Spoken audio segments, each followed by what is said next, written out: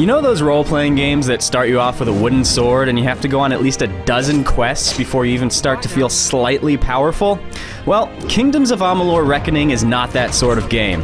If anything, this upcoming action RPG from 38 Studios and Big Huge Games overwhelms you with options early on.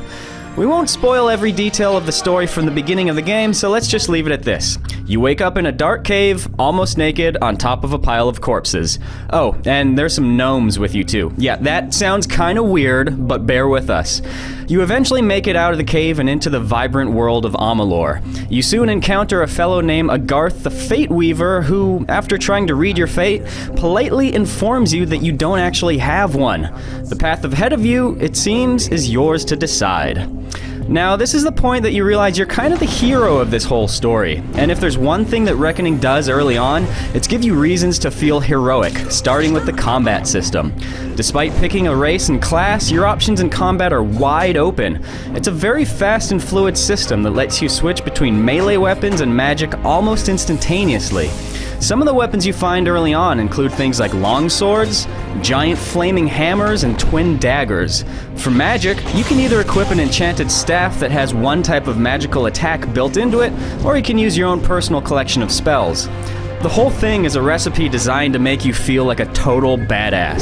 Oh, don't worry about picking a fire spell or a longsword, just light your enemy on fire and slice them down while they're burning. Don't waste your time running up to an enemy, make it come to you with a magic harpoon. Bonus points for immediately clobbering it with a hammer while it's trying to figure out what just happened.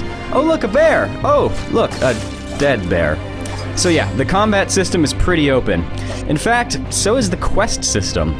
The world around you is ripe for exploration, and though it isn't as dense with forests and mountains as an Elder Scrolls type of game, you still have a lot of freedom to move around and explore the open landscape. It seems like everywhere you go, you encounter a character looking for a favor. Discover a village and you might find a priest looking to help return a wayward monk. Discover a mercenary outpost and you might find yourself on a mission to take out some bandits. Or just wander through the woods for a while and you might find a crazy hobo who doesn't make any sense whatsoever, but that won't stop him from offering you a quest. Catch the meat birds! I must be changed her back! Yes, even forest hobos need a hand once in a while. So yeah, you'll be meeting a lot of people and exploring a lot of places in Reckoning. The one drawback that we noticed in all of this freeform adventuring is that you're thrown into a massive pool of lore and backstory, and just sort of asked to immediately soak it up as quickly as you can.